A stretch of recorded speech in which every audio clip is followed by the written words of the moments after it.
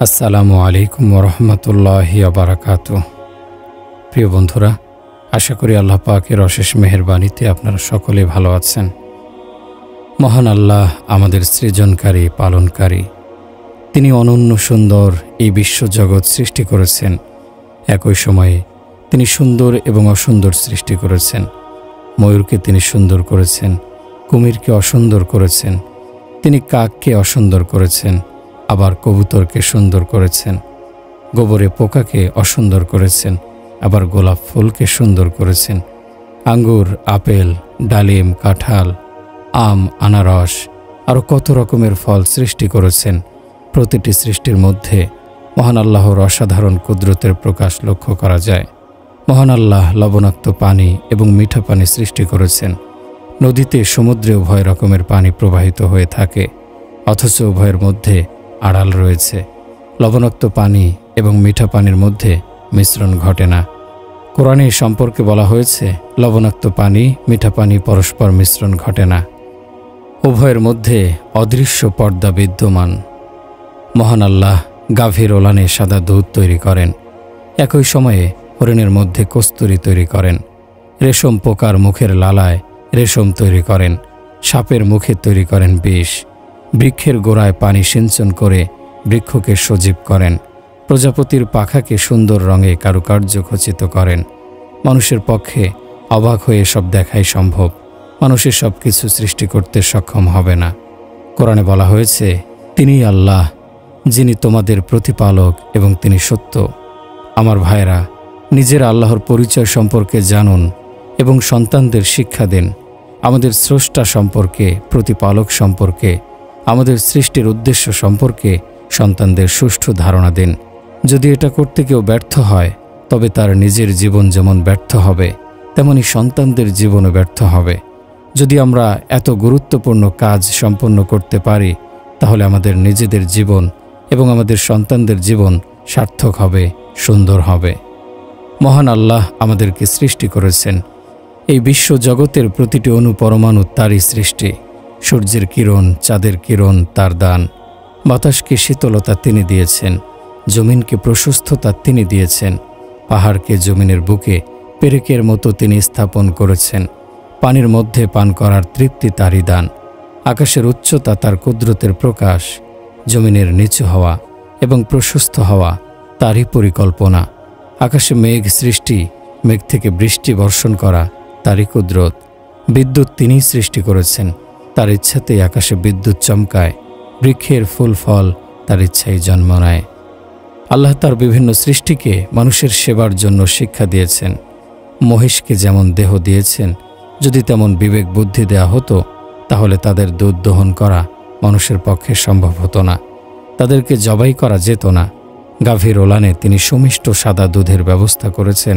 শুকনো খড় বিচালি খেয়ে ঠান্ডা পানি পান করে গাভী কত সুন্দর সুস্বাদু দুধ দেয়। গাভী যে খাদ্য গ্রহণ করে, সে খাদ্য থেকে একদিকে গোবর তৈরি হয়। সেই গোবর সার হিসেবে আমাদের কাজে লাগে। অন্যদিকে গাভীর ওলানে তৈরি হয় দুধ। ঘুম থেকে উঠে আমাদের বাজারে যাওয়ার আগেই বাজারে দুধ পৌঁছে যায়। গরু, ছাগল, ভেড়া, মহিষ জবাই হয়ে গোশতের দোকানে সাজানো থাকে।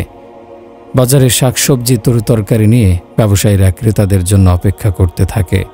নদী এবং সমুদ্রের নানা রকম মাছে পূর্ণ হয়ে থাকে মাছের বাজার। যালিকুমুল্লাহু রাব্বুকুমুল হক। তিনি আল্লাহ, যিনি তোমাদের প্রতিপালক। তিনি সত্য, তিনি অবিনশ্বর। এই প্রতিপালকের সন্তুষ্টি অর্জনের লক্ষ্যে তার আদেশ নিষেধ মেনে চলাই হচ্ছে মানব জীবনের উদ্দেশ্য ও লক্ষ্য। কোরআনের অসংখ্য আয়াত আমাদের ডেকে বলছে, হে মানুষ, তোমাদের দয়াময় প্রতিপালককে ছেড়ে তোমরা কোথায় যাচ্ছ? আল্লাহকে ছেড়ে অন্য কোথাও যদি যাও, তবে মঞ্জিলে পৌঁছতে পারবে না, পথ হারিয়ে ফেলবে। ঝড়ের কবলে পড়া নৌকা যেমন বিপর্যস্ত হয়ে একসময় ডুবে যায়, ঠিক তেমনি লক্ষ্য নির্ধারণ না করে শয়তানের ফাঁদে পড়া মানুষের জীবন ব্যর্থতায় ভরে যায়। আল্লাহ থেকে দূরে চলে যাওয়া মানুষ অশান্তি এবং অস্থিরতার সম্মুখীন হয়ে পড়ে। মদ, গান বাজনা, সুন্দরী নারী, অর্থ সম্পদ, কোনো কিছুতেই মনের শান্তি পাওয়া যাবে না যদি আল্লাহকে কেউ ভুলে থাকে। একমাত্র আল্লাহর স্মরণেই, আল্লাহর জিকিরেই মনে শান্তি আসতে পারে। অন্য কোনোভাবে মনে শান্তি পাওয়া সম্ভব নয়। রুহের শান্তির জন্য অর্থ সম্পদ, মদ, গানবাজনা, সুন্দরী নারীর সান্নিধ্য, প্রাকৃতিক দৃশ্য শোভিত স্থানে ভ্রমণ করা যথেষ্ট নয়। এত সব কিছু পাওয়ার পর কেউ যদি আল্লাহকে না পায়, তার জীবন ব্যর্থ। কিন্তু উপরোক্ত সব কিছু না পেয়েও কেউ যদি আল্লাহকে পেয়ে যায়, তবে তার জীবন সার্থক, তার জীবন ধন্য। সে দুনিয়ার সব কিছু পেয়ে গেছে মনে করতে হবে।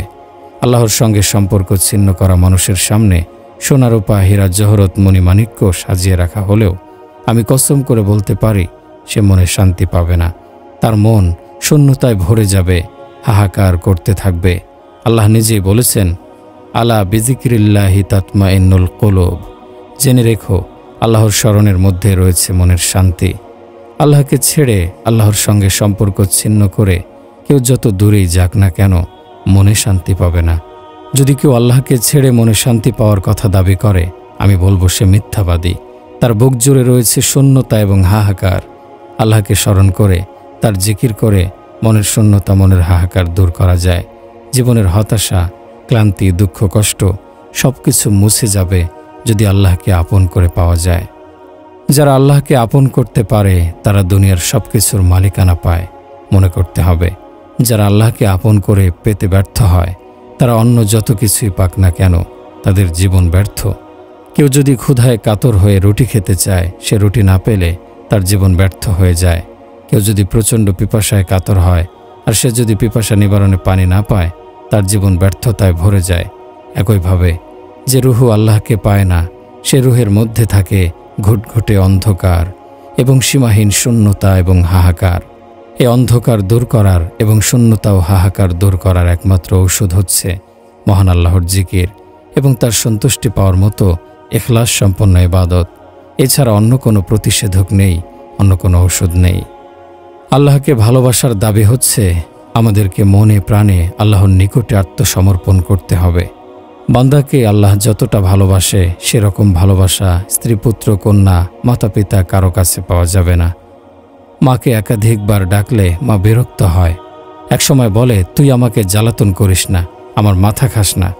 কিন্তু আল্লাহকে যত বেশিবার ডাকা হবে, আল্লাহ বিরক্ত হবেন না, বরং বলবেন, লাব্বাইকা ইয়া আবদি, হে আমার বান্দা, আমি তোমার নিকট উপস্থিত রয়েছি।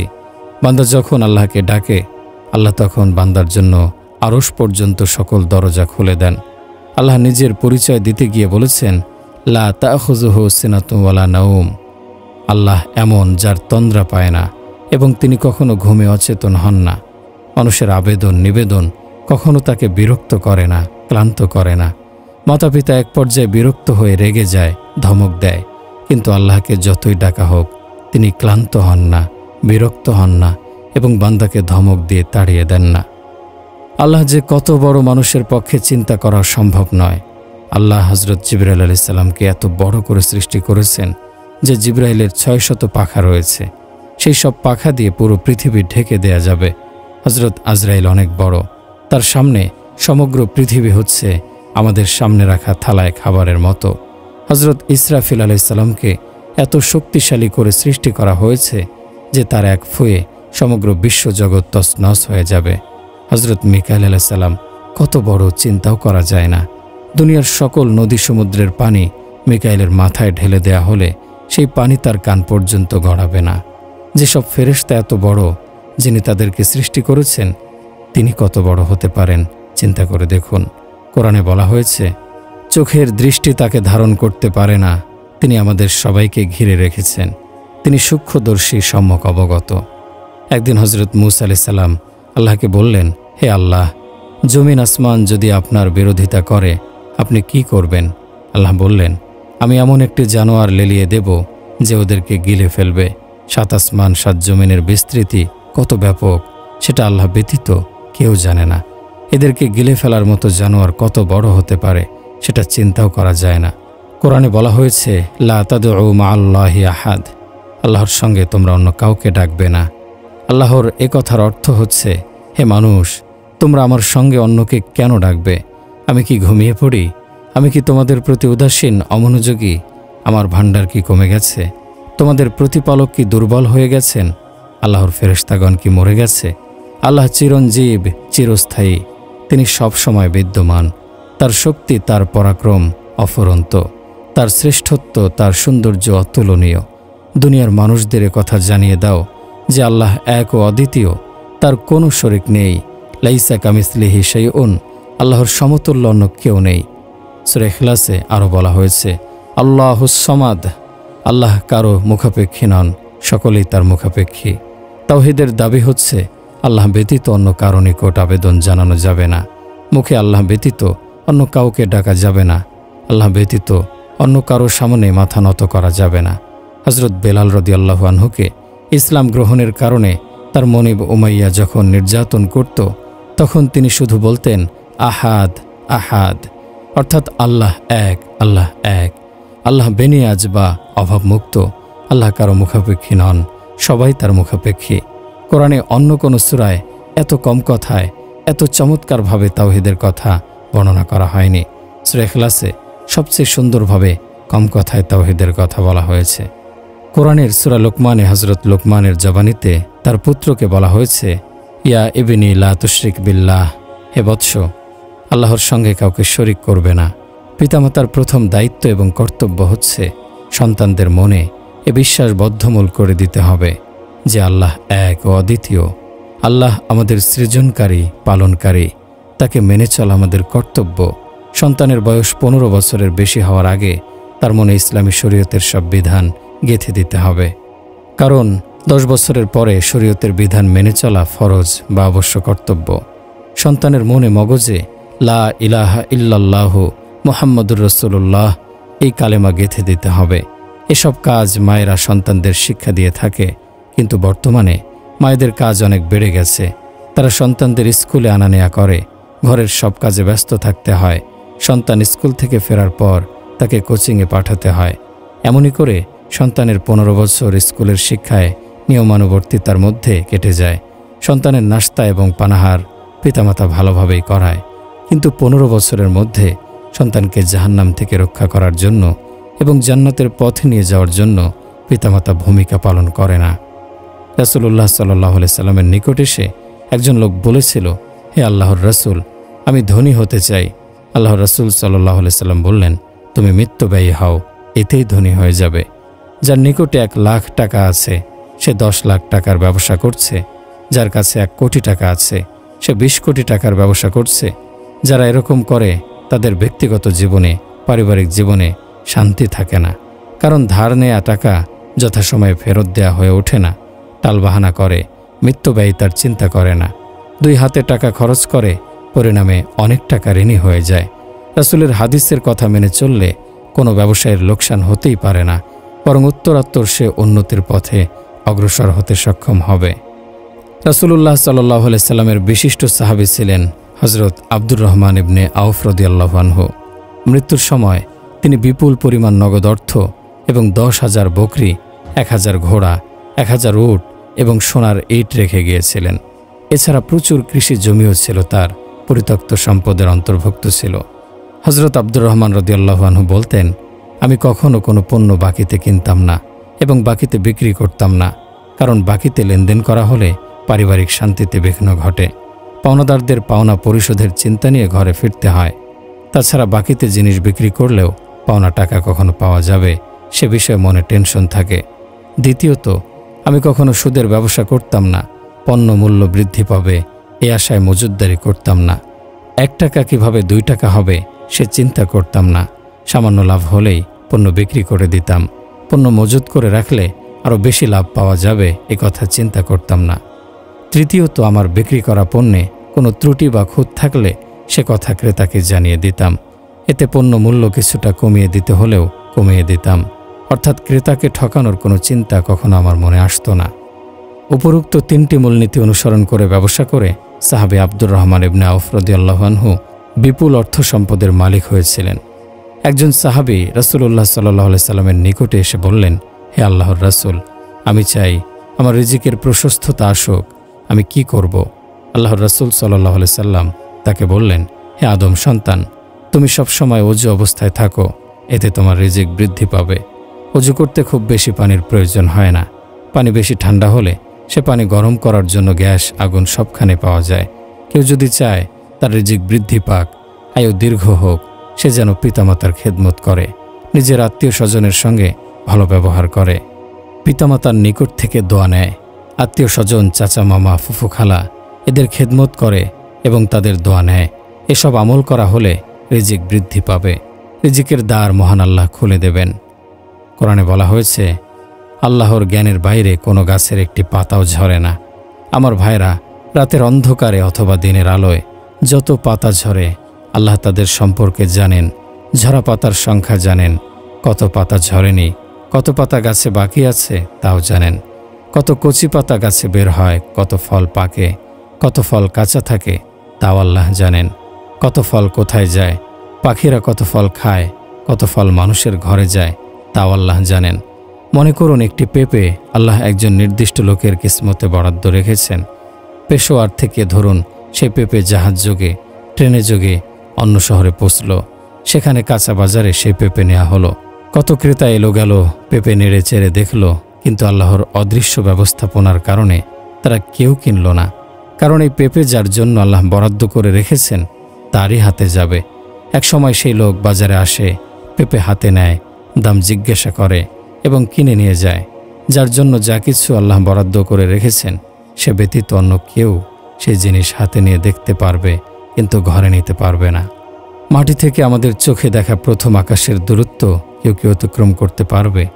একটি রকেট যদি সেকেন্ডে 1,86,000 মাইল গতিবেগে উড়ে যেতে থাকে, সেই রকেট কয়েক শত বছরেও মহাশূন্য অতিক্রম করে প্রথম আকাশে পৌঁছতে সক্ষম হবে না।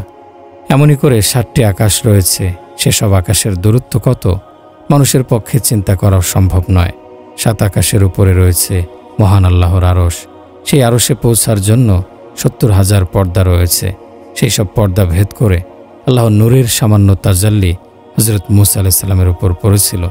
এতেই মূসা আলাইহিস সালাম 40 দিন পর্যন্ত বেহুশ হয়ে পড়েছিলেন। কোরআনে বলা হয়েছে, অতঃপর সে তার নিকটবর্তী হল, অতি নিকটবর্তী, ফলে তাদের মধ্যে 2 ধনুকের ব্যবধান থাকল অথবা এর চেয়েও কম। তারপর মহান আল্লাহ তার নবীকে বললেন, হে আমার বন্ধু, কাছে আসুন। 3 বার এভাবে কাছে, আরও কাছে যেতে বলা হয়েছিল। আরশের 70,000 পর্দা সরিয়ে ফেলা হয়েছিল। কোথায় পৌঁছে গিয়েছিলেন আমাদের নবী? কেউ কি গভীরভাবে চিন্তা করে দেখতে পারে? আমাদের নবীকে আল্লাহই মর্যাদা দিয়েছেন। রাসূলুল্লাহ সাল্লাল্লাহু আলাইহি সাল্লামের কারণেই আমরা পূর্ণাঙ্গ দ্বীন ইসলাম পেয়েছি। আরাফাত ময়দানে তিনি নামাজ আদায়ের পর দোয়া করেছিলেন। সে সময় মহান আল্লাহ কোরআনের এই আয়াত নাজিল করেন, আল-ইয়াউমা আকমালতু লাকুম দীনাকুম ওয়া আতমামতু আলাইকুম নি'মাতি ওয়া রাদিতু লাকুমুল ইসলাম দীনা। আজ আমি তোমাদের জন্য তোমাদের দিনকে পরিপূর্ণ করলাম, তোমাদের জন্য আমার নিয়ামত সম্পন্ন করা হলো, ইসলামকে তোমাদের জন্য দিন হিসেবে মনোনীত করে আমি সন্তুষ্ট হলাম। কোরআনের এই আয়াত নাজিল হওয়ার পর একজন ইহুদি হযরত ওমর রাদিয়াল্লাহু আনহুকে বলেছিল, এই আয়াত যদি আমাদের উপরে অবতীর্ণ হতো তবে এই দিনকে আমরা ঈদের দিন হিসেবে উদযাপন করতাম। হযরত ওমর রাদিয়াল্লাহু আনহু সেই ইহুদিকে বলেছিলেন, আমরাও এই দিনকে ঈদের দিনের মতোই উদযাপন করে থাকি। জিলহজ মাসের 9 তারিখে মুসলমানদের জন্য ঈদের দিন, কারণ এই দিনে আল্লাহ ইসলামকে পূর্ণাঙ্গ দিন হিসেবে স্বীকৃতি দিয়েছেন। আরাফাত ময়দানে এদিনে মুসলমানদের সবচেয়ে বড় জমায়েত অনুষ্ঠিত হয়ে থাকে। সমগ্র বিশ্বে এত বড় জমায়েত মুসলমানদের দ্বিতীয়টি কখনো হয় না। আরাফাত ময়দানে হজের সময় হয়ে থাকে মুসলমানদের সবচেয়ে বড় জমায়েত। সেই জমায়েতের সময় মহান আল্লাহ দিন ইসলামকে পূর্ণাঙ্গ দিন হিসেবে ঘোষণা করে তার নিয়ামত রূপে মুসলমানদেরকে দান করেছেন। যারা ইসলামের অনুসরণ করবে তাদের প্রতি আল্লাহ তার সন্তুষ্টির কথাও সে সময় জানিয়ে দিয়েছেন। কোরআনের ব্যবহার করা শব্দ হচ্ছে আল-ইয়াউমা, অর্থাৎ এই দিন। তারপর বলা হয়েছে আকমালতু লাকুম, অর্থাৎ তোমাদের জন্য পরিপূর্ণ করে দেয়া হলো। এতে বোঝা যায় একমাত্র মুসলিম জাতিকেই এই নিয়ামত এবং এই গৌরব, এই মর্যাদা দান করা হয়েছে। অন্য কাউকে এত মর্যাদা, এত গৌরব দান করা হয়নি। দিন আকুম বলে এ কথায় বোঝানো হয়েছে যে ইসলামকে তোমাদের জন্য পূর্ণাঙ্গ ধর্ম বিশ্বাস হিসেবে মনোনীত করা হয়েছে। কোরআনের অন্য এক আয়াতে আল্লাহ বলেছেন, ইন্নাদ-দীনা ইনদাল্লাহিল ইসলাম, অর্থাৎ আল্লাহর নিকট একমাত্র মনোনীত এবং পছন্দনীয় ধর্ম বিশ্বাস হচ্ছে ইসলাম। আল-ইয়াউমা অর্থাৎ এই দিন বলে ইসলামকে পূর্ণাঙ্গ ধর্ম হিসেবে মনোনয়নের ঘোষণা দেয়া হয়েছে। এই ইসলামকে শুধুমাত্র মুসলমানদের জন্য নির্দিষ্ট করা হয়েছে। এখানে মুসলমানদের উদ্দেশ্যে আল্লাহ এই বার্তা দিয়েছেন যে এই ধর্ম শুধুমাত্র তোমাদের জন্য, তোমরা একে হেফাজত করবে, সংরক্ষণ করবে। এই ধর্ম বিশ্বাস যেন কোনোভাবে নষ্ট হতে না পারে সেদিকে খেয়াল রাখবে। জীবন থাকতে এতে খেয়ানত করবে না। এই দিন ইসলাম হচ্ছে তোমাদের জন্য আমার আমানত। জীবন চলে গেলেও এই দিন ইসলামকে তোমরা আঁকড়ে ধরে রাখবে। এতে রয়েছে তোমাদের জীবনের সফলতা এবং সার্থকতা। কখনো মিথ্যার আশ্রয় নেবে না, খেয়ানত করবে না এবং নামাজ ত্যাগ করবে না। ওয়া আতমামতু আলাইকুম নি'মাতি শব্দ দ্বারা মহান আল্লাহ একথাই বুঝিয়েছেন ইসলাম হচ্ছে এক বিরাট নিয়ামত। এই নিয়ামতকে আমি তোমাদের জন্য নির্ধারণ করেছি। এই নিয়ামতকে তোমাদের জন্যই পূর্ণাঙ্গ করা হয়েছে। এই নিয়ামত দিয়ে তোমাদেরকে ঢেকে দেয়া হয়েছে। হযরত আদম আলাইহিস সালাম জান্নাতে যাওয়ার পর আরশের প্রতি তাকিয়ে দেখলেন সেখানে লেখা রয়েছে লা ইলাহা ইল্লাল্লাহু মুহাম্মাদুর রাসূলুল্লাহ। জান্নাতের দরজায় একই কালেমা লেখা দেখলেন। জান্নাতের ভেতরে গাছের প্রত্যেক পাতায় এই কালেমা লেখা, গাছের প্রত্যেক পাতায় এই কালেমা লেখা দেখতে পেলেন। জান্নাতের হুরদের কপালে এই কালেমা লেখা দেখতে পেলেন। হযরত আদমের দেহ তৈরির পরে তার দেহে রূহ প্রবেশ করানোর আগেই আল্লাহ পাক মুহাম্মদকে নবী হিসেবে মনোনীত করেছেন এবং ঘোষণা করেছেন। হযরত আবু হুরায়রা রাদিয়াল্লাহু আনহু প্রশ্ন করেছিলেন, হে আল্লাহর রাসূল, আপনি কখন নবুয়ত পেয়েছিলেন? রাসূলুল্লাহ সাল্লাল্লাহু আলাইহি সাল্লাম বলেছিলেন, আদমের অবয়ব তৈরি করার আগেই আল্লাহ আমাকে নবী হিসেবে মনোনীত করেছেন। আমার ভাইরা, কোরআনের বাণীর ব্যাখ্যা বিশ্লেষণ করে কেউ শেষ করতে পারবে না। আল্লাহ তার নবীকে আমাদের জন্য মনোনীত করে আমাদের প্রতি অনেক বড় দয়া করেছেন, অনুগ্রহ করেছেন।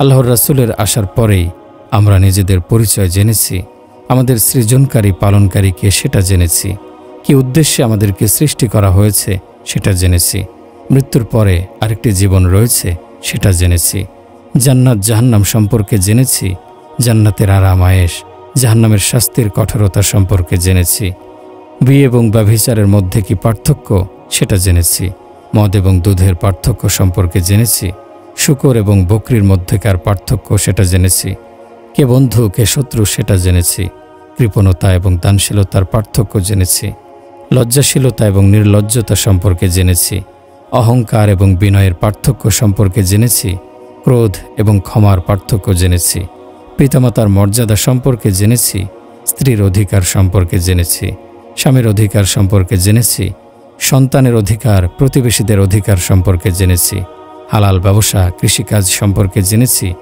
সুদ ঘুষের অপকারিতা সম্পর্কে জেনেছি, সঠিক উপায়ে রাষ্ট্র পরিচালনা সম্পর্কে জেনেছি, সুস্থ সমাজ গঠন সম্পর্কে জেনেছি, সুস্থ রাজনীতি সম্পর্কে জেনেছি, আইন আদালত এবং সুবিচার সম্পর্কে জেনেছি, নামাজ আদায়ের নিয়মকানুন সম্পর্কে জেনেছি, রোজার বিধান সম্পর্কে জেনেছি। কোরআনের মতো মহা নিয়ামত পেয়েছি। আল্লাহর হাবিব মানুষের জন্য ভালোবাসা এবং দানশীলতার সম্পদ নিয়ে এসেছেন। তিনি জান্নাতের চাবি, দোজখের তালা নিয়ে এসেছেন। সম্মানের উপায় জানিয়ে দিয়েছেন, অসম্মানের দুয়ার বন্ধ করে দিয়েছেন। দুঃখের বিষয়, মানবতার এত বড় বন্ধুর তরিকা সুন্নত আজ আমাদের পছন্দ হচ্ছে না। আমার ভাইরা, নবী মুহাম্মদ সাল্লাল্লাহু আলাইহি সাল্লামের প্রতি আমাদের কৃতজ্ঞ থাকা উচিত, তাকে মেনে চলা উচিত। আল্লাহর রাসূলের চেয়ে স্ত্রী সন্তান কি আমাদের অধিক কল্যাণ করে থাকে? মাতা পিতার দয়া সন্তানের জন্য আছে ঠিকই, কিন্তু আল্লাহর রাসূল উম্মতের জন্য যে দয়া করেছেন, মাতা পিতার দয়া তার কাছে তুচ্ছ এবং নগণ্য। ব্যবসা বাণিজ্য, রাজনীতি, সমাজনীতি এসব কিছু আবশ্যকীয় বটে, কিন্তু এসব কিছুই কল্যাণকামিতা রাসূলের কল্যাণকামিতার চেয়ে বেশি নয়। কাজেই রাসূলের আদর্শ চোখ বন্ধ করে আমাদেরকে মেনে চলতে হবে, অনুসরণ করতে হবে। আমরা যদি আমাদের প্রতি আল্লাহর রাসূলের অবদানের কথা স্বীকার করি, তাহলে রাসূলের আদর্শ ছেড়ে অন্য কোনো আদর্শ অনুসরণ করতেই পারি না। আল্লাহুম্মা সাল্লি আলা মুহাম্মাদ ওয়া আলা আলি মুহাম্মাদ কামা সাল্লাইতা আলা ইব্রাহিম ওয়া আলা আলি ইব্রাহিম ইন্নাকা হামিদুম মাজিদ। আল্লাহুম্মা বারিক আলা মুহাম্মাদ ওয়া আলা আলি মুহাম্মাদ কামা বারাকতা আলা ইব্রাহিম ওয়া আলা আলি ইব্রাহিম ইন্নাকা হামিদুম মাজিদ। হে আল্লাহ, ইসলাম ও মুসলমানদের মান সম্মান বাড়িয়ে দিন। হে আল্লাহ, ইসলাম ও মুসলমানদের প্রভাব প্রতিপত্তি বাড়িয়ে দিন। হে আল্লাহ, ইসলাম ও মুসলমানদের শান শৌকত বাড়িয়ে দিন। হে আল্লাহ, শিরক ও মুশরিকদেরকে লাঞ্ছিত অপদস্থ করুন। হে আল্লাহ, হে দয়াময় প্রভু, হে মহাশক্তিশালী, হে পরাক্রমশালী, তোমার দিন, তোমার কিতাব ও তোমার নবীর জীবন আদর্শকে সাহায্য করুন। হে আল্লাহ, আমাদেরকে তথা সকল মুসলমানকে দিনের জ্ঞান দান করুন। হে আল্লাহ, আমাদেরকে তথা সকল মুসলমানকে দিনের বুঝ দান করুন। হে আল্লাহ, আমাদেরকে তথা সকল মুসলমানকে দিনের প্রজ্ঞা দান করুন। হে আল্লাহ, হে রহমানুর রাহিম, আমাদের তওবা কবুল করে নিন। হে আল্লাহ, আমাদের সামনের পিছনের প্রকাশ্য গোপন ও জানা অজানা সকল গুনাহ ক্ষমা করে দিন। আপনি অনাদি, আপনি অনন্ত, আপনি ছাড়া কোনো ইলাহ নেই। হে আল্লাহ, আমাদের সকল কাজের পরিণাম শুভ করে দিন। আমাদেরকে দুনিয়ার লাঞ্ছনা ও আখিরাতের আযাব হতে মুক্তি দান করুন। হে চিরঞ্জীব, হে নিয়ন্ত্রক, আমাদের সকল কাজ ও কর্ম সুন্দর করে দিন। এক মুহূর্তের জন্য আমাদেরকে আমাদের উপর ছেড়ে দেবেন না। হে আল্লাহ, আমাদের জীবিত মৃত সকলকে ক্ষমা করে দিন। মৃতদের কবরকে আলোকিত করে দিন। তাদের নেক কাজসমূহকে বহুগুণ বাড়িয়ে দিন। তাদের গুনাহসমূহকে ক্ষমা করে দিন। হে আল্লাহ, আমাদের দেশ ও অন্যান্য মুসলিম দেশসমূহকে নিরাপদ ও নির্বিঘ্ন রাখুন। হে আল্লাহ, আমাদেরকে প্রকাশ্য অপ্রকাশ্য সকল ফিতনা ও দুর্যোগ থেকে রক্ষা করুন। হে আল্লাহ, মুসলমানদের মধ্যে যারা বিপদগ্রস্ত তাদেরকে বিপদমুক্ত করে দিন। যারা ঋণগ্রস্ত তাদের ঋণ পরিশোধের ব্যবস্থা করে দিন। যারা অসুস্থ তাদেরকে দ্রুত সুস্থতা দান করুন। হে আল্লাহ, আমাদেরকেও আমাদের সন্তানদেরকে শয়তান ও তার বাহিনীর ধোঁকা হতে রক্ষা করুন। নিশ্চয় আপনি সকল বিষয়ে ক্ষমতাবান। হে আল্লাহ, হে মহামহিম ও মহানুভব, আপনি আমাদেরকে পরিত্রাণ দিন। হে আল্লাহ, আপনি আমাদের একমাত্র ইলাহ। আপনি ছাড়া আমাদের আর কোনো ইলাহ নেই। আপনি দুনিয়া ও আখিরাতে রহমান ও রহিম, আদি অনন্ত সকলের ইলাহ। আপনি মহাক্ষমতাশালী, আপনি রিজিকদাতা ও অসীম শক্তিধর। আপনি সকলের ওপর প্রবল। হে আরহামুর রাহিমিন, আমাদেরকে নাজাত দিন, আমাদেরকে নাজাত দিন, আমাদেরকে নাজাত দিন।